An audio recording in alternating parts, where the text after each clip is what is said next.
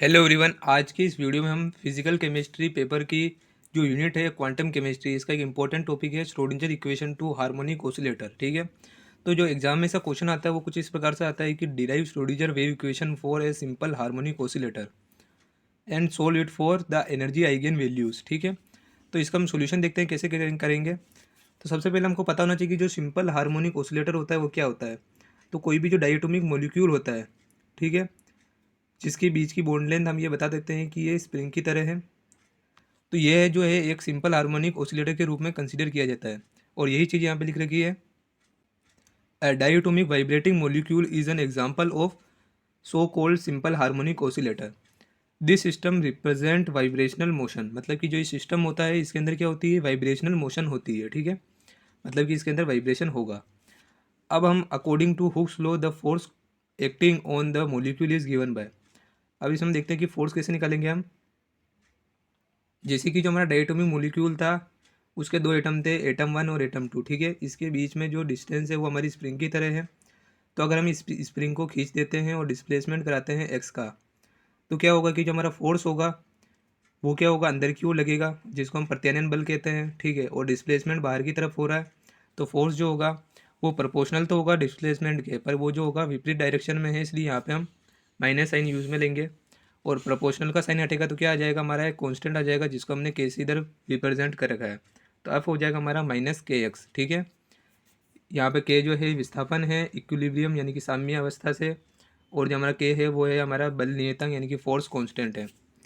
अब हम क्या करेंगे कि इसका जो फोर्स है वो F equal to M A से भी निकालेंगे। उससे पहले यहाँ पे एक स्टेटमेंट लिख रखा है कि जो क्वांटम मैकेनिकल ट्रीटमेंट होता है सिंपल हार्मोनिक ऑसिलेटर का is required to understand molecular vibration, क्योंकि इसको समझने के लिए हमारे को मोलिकुलर वाइब्रेशन की अंडरस्टैंडिंग होनी चाहिए।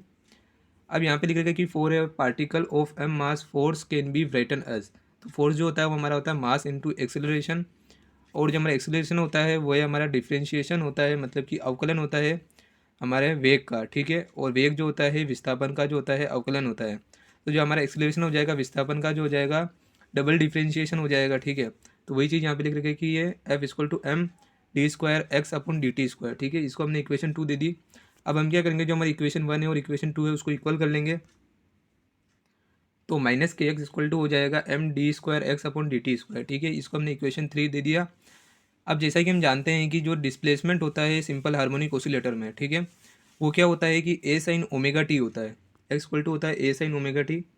तो इसको हमने क्या लिख रखा है, ओमेगा की वैल्यू होती है 2 पाई न्यू, तो ये हो जाएगा हमारा एक्स इक्वल टू हो जाएगा ए साइन 2 पाई न्यू टी। ठीक है, अब ये इक्वेशन हमारी चौथी हो गई है, इसको हमने इक्वेशन 4 दे दिया है। अब इसका हम क्या करेंगे, डिफ्रेंशिएशन करेंगे विथ रिस्पेक्ट टू टाइम। जब हम एक्स का डिफ्रेंशिएशन करेंगे टी के रिस्पेक्ट में तो उसकी वैल्यू क्या आएगी, यहाँ पे ए हमारा कांस्टेंट है तो इसको हमने बाहर लिख दिया।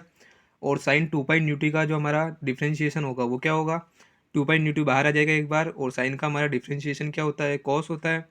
तो हो जाएगा ये हमारा हो जाएगा कोस 2 पाई न्यू टी। ठीक है, अब एक बार वापस से इसका हम डिफ्रेंशिएशन करेंगे विथ रिस्पेक्ट टू टाइम, तो इसका डबल डिफ्रेंशिएशन हो जाएगा D square X upon D T square equal to हो जाएगा, ये हमारी पहले ही वैल्यू बाहर थी कांस्टेंट। अब इसकी वापस हम जो है डिफ्रेंशिएशन करेंगे तो वापस एक बार ये बाहर लिखने आ जाएगा एक बार।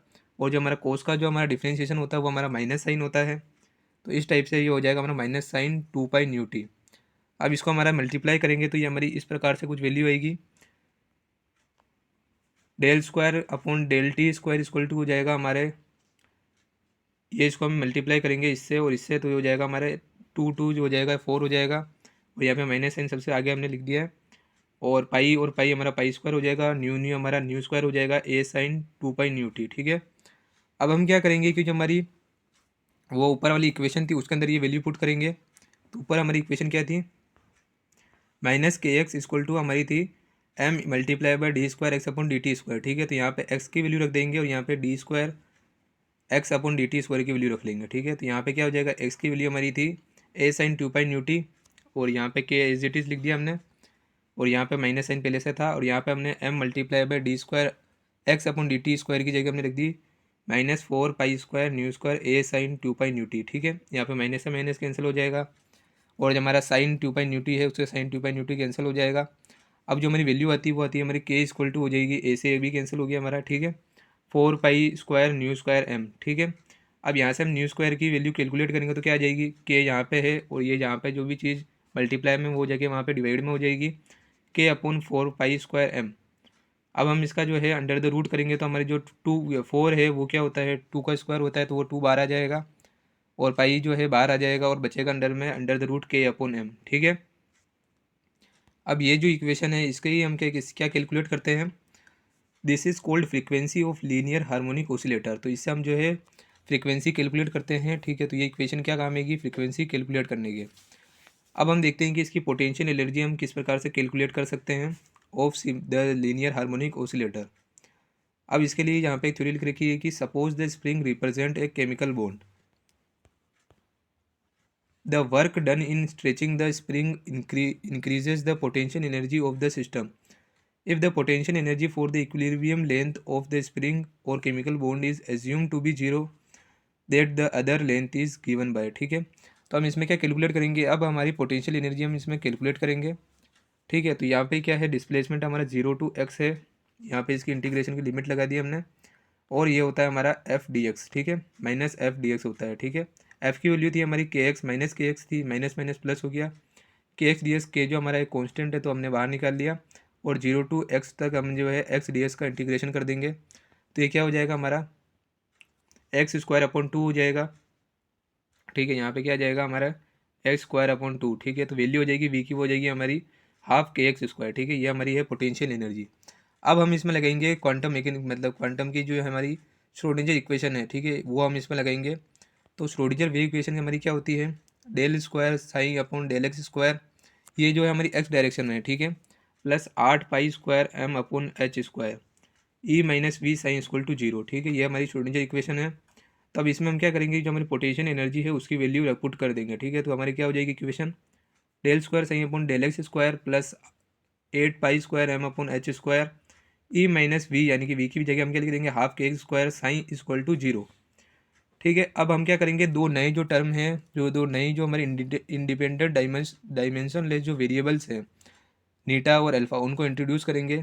If we change over to the new independent dimension less variables eta and alpha which are defined as, तो उनको हम किस प्रकार से डिफाइन करते हैं, ये आपको याद रखना होगा। नीटा और अल्फा की वैल्यू, तो नीटा जो होता है हमारा 2 pi upon H under the root के एम, और इसकी जो पावर है वो हमारी हाफ है, मतलब कि ये पूरा अंडर द रूट में है। ठीक है, मल्टीप्लाई बाय एक्स। ठीक है, अब यहाँ पे हम जो है के की वैल्यू रखेंगे, तो के की वैल्यू हमारी क्या थी, वो यहाँ पे हमने पुट कर दी, उसको मल्टीप्लाई कर दिया एम से, तो यहाँ पे क्या हो जाएगा, तो हमारा ये अंडर द रूट है तो ये 4 जो होगा वो बाहर निकल जाएगा, 2 बाहर निकल जाएगा, इससे पाई बाहर आ जाएगा, स्क्वायर से ये जो है हमारा अंडर द रूट कट जाएगा। ठीक है, पाई बाहर आ जाएगा, न्यू बाहर आ जाएगा और एम बाहर आ जाएगा। ठीक है, तो हमारी क्या इक्वेशन हो जाएगी कि 2 pi upon H multiply by 2 pi nu M. ठीक है, और इसका जो होल पावर है वो है हमारी हाफ। ठीक है, और मल्टीप्लाई बाय एक्स, तो इस प्रकार से नीटा हमारा क्या हो जाएगा, 2 पाई और इससे मल्टीप्लाई होगा तो 4 पाई स्क्वायर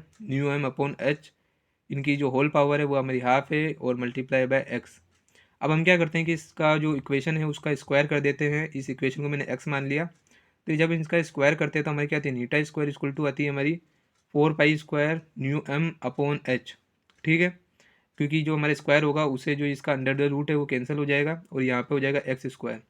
यहाँ से हम एक्स स्क्वायर की वैल्यू कैलकुलेट कर लेंगे तो वो क्या हो जाएगी, नीटा, और यहाँ पे जो एच था वहाँ पे जाके मल्टीप्लाई हो जाएगा, नीटा स्क्वायर एच अपॉन में हो जाएगा 4 पाई स्क्वायर न्यू एम। ठीक है, इसको हम इक्वेशन नंबर 2 दे देंगे। अब हम आगे देखते हैं, हम दूसरी जो हमने टर्म इंट्रोड्यूस करी थी वो थी हमारी अल्फ़ा। तो अल्फ़ा की वैल्यू जो आपको याद करनी है वो ये होती है 4 E pi upon H multiply by under the root M upon K. ठीक है, तो यहाँ पे भी हम क्या करेंगे, के की वैल्यू रख देंगे, तो क्या हो जाएगा 4 E pi upon H under the root M, और के की वैल्यू हमारी क्या थी, हमारी ऊपर वाली इक्वेशन में थी 4 pi square nu square M, M से हम यहाँ पे कैंसिल आउट हो जाएगा।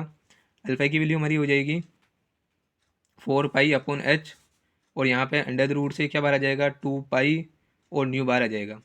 यहाँ से 2 टाइम्स हम 4 को काट देंगे तो ऊपर 2 आ जाएगा, तो इससे हो जाएगा, और पाई से पाई हमारा कैंसिल हो जाएगा। ठीक है, तो अल्फा की वैल्यू हो जाएगी 2 ई अपॉन एच न्यू। ठीक है, अब यहाँ से हम ई की वैल्यू कैलकुलेट करेंगे तो वो क्या आ जाएगी, ये इधर जो है डिवाइड में तो उधर जाके मल्टीप्लाई में हो जाएगा, अल्फा एच न्यू अपॉन 2, तो ये हमारी आ जाएगी ई की वैल्यू। ठीक है, ये लास्ट तक हमारे काम में आएगी। अब इसको हमने इक्वेशन नंबर 3 नाम दे दिया, ठीक है। अब हम आगे देखते हैं क्या करना है।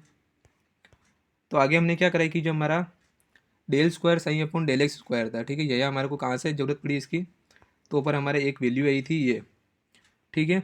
इसको हम सब्सटीट्यूट करने के लिए नीटा की फॉर्म में वो उधर हम लिख रहे हैं, ठीक है। तो उधर हम क्या कर रहे हैं, इसको सब्सटीट्यूट करने के लिए, तो यहाँ पर हमने ये वैल्यू लिखी है del square sign upon del X square. तो ये क्या है, डिफ्रेंशिएशन है del psi upon del X का, ठीक है, विथ रिस्पेक्ट टू एक्स। ठीक है, इसको हम ऐसे भी लिख सकते हैं del upon del X multiply by हो जाएगा हमारा del psi upon del X, ठीक है। अब यहाँ पे मैं क्या करता हूँ, डेल नीटा और डेल नीटा से जो है मल्टीप्लाई और डिवाइड कर देता हूँ, तो उस इक्वेशन पे जो है ओवरऑल कोई इफेक्ट नहीं होगा। यहाँ पे मैंने एक बार क्या करा, del del X as it is लिख दिया। अब del psi upon del eta, ठीक है, इसे डिवाइड करा और डेल नीटा से मैंने मल्टीप्लाई भी किया है, अपॉन जो हो जाएगा इसके डेल एक्स, ठीक है। अब मैं वापस क्या करता हूँ कि जो हमारा यहाँ का डेल एक्स है उसको इसके नीचे ले आता हूँ, तो ये जो हमारा डेल नीटा बाहर चला जाएगा, डेल डेल नीटा डेल अपॉन डेल नीटा। अब ब्रैकेट में क्या हो जाएगा, डेल सही अपॉन डेल एक्स, ठीक है, यहाँ पे हो जाएगा del eta upon del x. अब वापस मैं एक बार क्या करूँगा, डेल नीटा से मल्टीप्लाई और डिवाइड करूँगा, ठीक है। तो यहाँ पे हो जाएगा डेल अपॉन डेल नीटा डेल सही अपॉन डेल नीटा, ठीक है। इसे मैंने डिवाइड भी किया मल्टीप्लाई भी कर दिया, तो क्या हो जाएगा del eta upon del x. यहाँ पे ये जो हमने पहले किया था ऊपर वो वापस किया, अब वापस बाहर किया है del eta upon del X, ठीक है। अब यहाँ से अब एक चीज़ देख रहे होगे कि ये क्या है, डेल डेल साइन अपॉन जो है हमारा डेल नीटा, और बाहर भी जो है डेल अपॉन डेल नीटा है, तो इससे क्या हो जाएगा कि ये जो हो जाएगा del square sign upon del eta का स्क्वायर। और यहाँ पे भी क्या है, del eta upon D X del eta upon del X हो जाएगा, और del eta upon del X इसका जो हो जाएगा होल स्क्वायर हो जाएगा, ठीक है। इसको इक्वेशन 4 दे देंगे हम। अब हम क्या करेंगे, del square psi del X upon del X square की वैल्यू जो है उधर से सब्सटीट्यूट कर देंगे, और ये जो नई वैल्यू आई है वो हम पुट कर देंगे, ठीक है।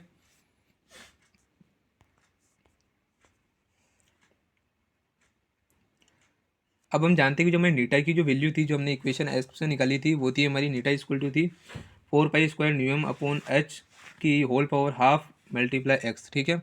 तो यहाँ पे हम क्या करेंगे, इसका भी हम डिफ्रेंशिएशन कर देंगे, तो इससे हम निकल जाएगी del eta upon del X with respect to X करेंगे, एक्स का differentiation with respect to X हमारा 1 आ जाएगा, और ये क्या हो जाएगी हमारी 4 pi square nu M upon H इसकी पावर हाफ, ठीक है। अब हमने क्या किया कि जो हमारी ये इक्वेशन थी इसका हमने होल्स मतलब दोनों तरफ से हमने स्क्वायर कर लिया, लेफ्ट हैंड साइड और राइट हैंड साइड में, तो ये क्या हो जाएगा del eta upon del X का स्क्वायर, और आगे हम इसका स्क्वायर करेंगे तो क्या हो जाएगा कि अंडर द रूट कैंसिल हो जाएगा स्क्वायर से, तो क्या हो जाएगा 4 pi square D M upon H, इसको इक्वेशन 5 दे दी।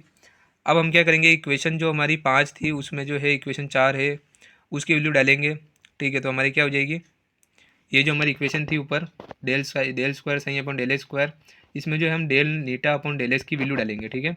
तो क्या हो जाएगा हमारा डेल स्क्वायर सही upon del X square equal to हमारा हो जाएगा 4 pi square nu M upon H multiply बार क्या हो जाएगा डेल स्क्वायर सही अपॉन डेल नीटा का स्क्वायर, ठीक है। यहाँ पे हमने इसको इसके अंदर पुट कर लिया था, और हमने क्या करा कि थोड़ी इक्वेशन को रीअरेंज कर दिया है, पहले ये आगे था इसको हमने पीछे कर दिया, इसको आगे रख लिया, ठीक है। अब जो मेरी श्रोडिंगर इक्वेशन थी वो क्या थी, हमारी डेल स्क्वायर सही upon del X square plus 8 pi square M upon H square E minus V psi equal to 0। तो अब इसके अंदर हम ये वैल्यू पुट करेंगे, तो देखते हैं हमारे आगे इक्वेशन कैसे हो जाती है। तो ये वैल्यू जो हम इक्वेशन इसमें डालेंगे तो क्या हो जाएगा 4 pi square nu M upon H multiply by del square sign upon del eta square, ठीक है। ये हमारी del square sign upon del X square की वैल्यू है। अब प्लस हमारा जो आगे हमारी श्रोडिंगर इक्वेशन में क्या कौन सी वैल्यू थी, 8 pi square M upon H square E minus V psi equal to हमारा हो जाएगा 0। अब यहाँ पे हम जो हमारी दूसरी वैल्यू थी वो भी पुट करेंगे एक एक करके, जैसे कि हमारी जो पोटेंशियल एनर्जी न्यू वी है हमारी उसकी वैल्यू पुट करेंगे हम। तो ये क्या हो जाएगा 4 pi square nu upon H, ठीक है। और ये हो जाएगा del square sign upon del eta का square plus 8 pi square M upon H square, और यहाँ पे ई की वैल्यू जो थी हमने कैलकुलेट की थी, ठीक है। दूसरा जो हमने अल्फ़ा डिफाइन किया था तब हमने ई की वैल्यू हमने कैलकुलेट की थी, ठीक है, ऊपर वाली इक्वेशन में। तो वहाँ से हमने ई की वैल्यू इसमें डाल दी alpha H nu upon 2 minus इधर जो है हमारा माइनस में, और वी की वैल्यू हमारी पोटेंशियल एनर्जी की वैल्यू थी हमारी हाफ के एक्स स्क्वायर प्लस पॉजिटिव में थी, तो यहाँ पे क्या हो जाएगी नेगेटिव साइन आ रहा है तो ये हो जाएगी नेगेटिव हाफ के एक्स स्क्वायर, ठीक है, साइन इक्वल टू 0। अब हम क्या करेंगे कि जो हमारी इक्वेशन 1 और 3 और 1 इससे कि हम जो वैल्यू थी एक्स स्क्वायर की और के की, इन सब की वैल्यू जो हम डालेंगे इसके अंदर, ठीक है। तो अब ये कैसी हो जाएगी equation 4 pi square M nu upon H del square सही अपॉन डेल नीटा का square plus 8 pi square M upon H square alpha H nu upon 2 minus half और यहाँ पे हमने किसकी वैल्यू डाल दी, के की वैल्यू इसमें जो है पुट कर दी है, जो कि हमारी क्या है 4 pi square nu square M, और यहाँ पे एस स्क्वायर की वैल्यू एंटर करी जो थी हमारे eta square H upon 4 pi square nu M, ठीक है, साइन इक्वल टू जीरो। तो इसमें क्या हो जाएगा, एम से एम कैंसिल आउट हो जाएगा, न्यू से जो है न्यू स्क्वायर का जो है ये कैंसिल हो जाएगी, न्यू की पावर 1 बचेगी, ठीक है, और 4 पाई स्क्वायर से 4 पाई स्क्वायर जो हमारा है कैंसिल हो जाएगा। तो इसके बाद हमारी इक्वेशन कुछ इस तरह दिखाई देगी, 4 pi square M nu upon H del square sign upon del eta का square plus 8 pi square M upon H square alpha H nu upon 2 bracket में जो है, और माइनस यहाँ पे ये सब चीज़ें कैंसिल हो गई, बची कौन सी चीज़, नीटा स्क्वायर एच और न्यू, ये बची जो हमने यहाँ पे लिख दी है, ठीक है। अब क्या बच रहा है नीचे 2, ठीक है, तो बटे हुए में हो जाएगा हमारा 2 साइन इक्वल टू जीरो। अब हम क्या करते हैं कि जो हमारा 4 पाई एम न्यू है अपॉन एच है, इसको हमने क्या करा, ये इक्वेशन में कॉमन ले लिया, ठीक है। तो यहाँ पे क्या हो जाएगा, ब्रैकेट के अंदर हो जाएगा हमारा del square sign upon del eta का square plus 4 pi square M nu हमने कॉमन लिया, तो यहाँ पे क्या 8 है, तो यहाँ पे हो जाएगा हमारा 2 और अपॉन में हो जाएगा एच न्यू, क्योंकि हमारा जो न्यू है हमने इसमें कॉमन लिया है तो इससे कैंसिल हो जाएगी, और जो हमारी वैल्यू ऊपर थी ये की वैल्यू हमारे पास वापस आ जाएगी, ठीक है। तो यहाँ पे हमने क्या करा, इसको हमने कॉमन ले लिया। अब कॉमन लेने के बाद यहाँ पे हमारा क्या बच रहा है, alpha H nu upon 2 minus eta square H nu upon 2 sign equal to zero, ठीक है। अब हम क्या करते हैं कि ये वैल्यू जो है ये दोनों मल्टीप्लाई में है तो और इक्वल टू में जीरो, तो इस वैल्यू को हम उधर भेजेंगे तो क्या होगा, ये जीरो के जो है डिवाइड में आ जाएगी, और जीरो का के अंदर कुछ भी डिवाइड करते हैं तो हमारा क्या आता है, जीरो ही आता है, तो ये वैल्यू जीरो हो जाएगी। तो अब हमारी इक्वेशन कुछ इस प्रकार से बन गई है, del square sign upon del eta का square plus 2 upon H nu, और ब्रैकेट के अंदर है हमारा alpha H nu upon 2 minus eta square H nu upon 2 sign equal to zero. अब हम क्या करेंगे कि जो हमारा एच न्यू अपॉन 2 है, एच न्यू अपॉन 2 को हम कॉमन लेंगे यहाँ से, यहाँ पे भी एच न्यू अपॉन 2 है, यहाँ पे भी एच न्यू अपॉन 2, तो del square sign upon del eta का square plus 2 upon H nu, और यहाँ पे हमने एच न्यू अपॉन 2 कॉमन ले लिया, और ये हो जाएगा अल्फा माइनस नीटा का square sign equal to zero. यहाँ पे एच न्यू से एच न्यू कैंसिल हो जाएगा, 2 से 2 कैंसिल हो जाएगा, ठीक है। तो हमारी जो इक्वेशन है कुछ इस तरह की दिखाई देगी, del square sign upon del eta का square plus alpha minus eta square sign equal to zero. इसको इक्वेशन हम 8 दे देंगे। अब हम आगे देखते हैं क्या करना है। तो इस इक्वेशन में हमने क्या करा है कि ये जो अल्फा मैंने नीटा स्क्वायर साइन था, इसको जो है हमारा राइट हैंड साइड है वहाँ पे हमने ट्रांसफर कर दिया, तो क्या हो जाएगा, इधर पॉजिटिव में है तो उधर जाएगा नेगेटिव में हो जाएगा, ठीक है। अब इससे क्या होगा कि ये तो हो गया हमारा नेगेटिव अल्फा माइनस नीटा का स्क्वायर, लेकिन हम इसको अगर नीटा स्क्वायर माइनस अल्फा लिखते हैं तो इसमें जो नेगेटिव साइन है बाहर आ जाएगा, और नेगेटिव नेगेटिव क्या हो जाएगा, पॉजिटिव हो जाएगा, ठीक है। तो del square sign upon del eta square equal to क्या हो जाएगा हमारा eta square minus alpha psi, ठीक है। अब आगे हम क्या करेंगे कि इसको जो है इधर मल्टीप्लाई, उधर जो हमारा था क्या था, इसके इक्वल टू में है, ठीक है। Del square sign upon del eta square equal to हो जाएगा हमारे eta square minus alpha psi, ठीक है। तो ये इसके इक्वल टू में है तो उधर जाके हम क्या करेंगे, इसको डिवाइड में भेज सकते हैं, तो क्या हो जाएगा वो हमारे, ठीक है, del square sign upon del eta square minus alpha psi equal to हो जाएगा हमारे 1, ठीक है। अब हम इसकी क्या निकालेंगे, एनर्जी निकालेंगे। तो ये जो इक्वेशन है इसको हम सोल्व करेंगे, और इसके अंदर कोई जो है बाउंड्री कंडीशन है वो अप्लाई करते हैं, और बाउंड्री कंडीशन क्या होती है हमें 2n+1 minus alpha equal to zero, ठीक है। तो ये जो है हमारी कोई कंडीशन है, तभी हमारे को ये जो है सोल्यूशन जो होता है इसका हमको प्राप्त होता है, और इसे ही हम जो है फिर एनर्जी निकाल सकते हैं, ठीक है। तो इसके बीच में बहुत सारी इक्वेशन है वो आपको याद रखने की जरूरत नहीं है, केवल आप इतना याद रख लेना एनर्जी निकालने के लिए कि 2n+1 minus alpha equal to हमारा जीरो होता है। तो यहाँ से हम अल्फा कैलकुलेट कर लेंगे जो कि होता है 2n+1, ठीक है। और जब हमारी इक्वेशन 3 थी जहाँ पे हमने कैलकुलेट की थी ई, जब हमने अल्फा को इंट्रोड्यूस किया था तो वहाँ पे हमने ई की वैल्यू कैलकुलेट की थी, तो वहाँ से हम ई की वैल्यू क्या थी हमारी अल्फा एच न्यू अपॉन 2, ठीक है। तो यहाँ पे हम क्या रखेंगे कि अल्फा की वैल्यू रखेंगे जो कि हमारी 2n+1, तो हमने क्या करा, ई इक्वल टू हो जाएगा एच न्यू अपॉन 2, और 2n+1 2 को जो है हम ब्रैकेट के अंदर भेज देंगे तो दोनों तरफ जो हो जाएगा ये डिवाइड में चला जाएगा, तो ई इक्वल टू हो जाएगा हमारा एच न्यू 2n/2 प्लस 1/2, 2 से 2 हमारा कैंसिल हो जाएगा, हमारा ई एन की वैल्यू जो हो जाएगी H nu N plus 1/2। N जो है यहाँ पे हमारे कुछ भी हो सकता है, 0 1 2 3 ऐसे करके कोई सी वैल्यू हो सकती है, ठीक है। अब जो हमारे सिंपल हार्मोनिक ऑसिलेटर है उसके ग्राउंड स्टेट के लिए क्या होगी कि जो हमारी एन जो है वो जीरो होगा, एन जीरो होगा तो क्या होगा, ये वैल्यू हमारी जीरो हो जाएगी, तो जो हमारी एनर्जी की वैल्यू आएगी वो आएगी हमारे हाफ एच न्यू, ठीक है। तो ये वैल्यू हमारी आएगी हाफ एच न्यू, मतलब जो ग्राउंड स्टेट है, मतलब जब एन इक्वल टू जीरो तब भी जो हमारी एनर्जी है वो जीरो नहीं है, वो एनर्जी कुछ ना कुछ है, और यहाँ पे क्या है हाफ एच न्यू है, तो इसको ही हम क्या कहते हैं, जीरो पॉइंट एनर्जी। तो जो एनर्जी है ये हमारी जीरो पॉइंट एनर्जी होती है, ठीक है। तो इस तरह से आपको जो है पूरा डेरिवेशन जो है एग्जाम में अगर ये क्वेश्चन आता है एनर्जी तक तो करना होता है। कैसा लगा आपको वीडियो में कमेंट सेक्शन में जरूर बताएं, और भी किसी टाइप की आपको वीडियो चाहिए हो तो कमेंट में बताना, और चैनल को सब्सक्राइब करके बेल आइकन को प्रेस करें।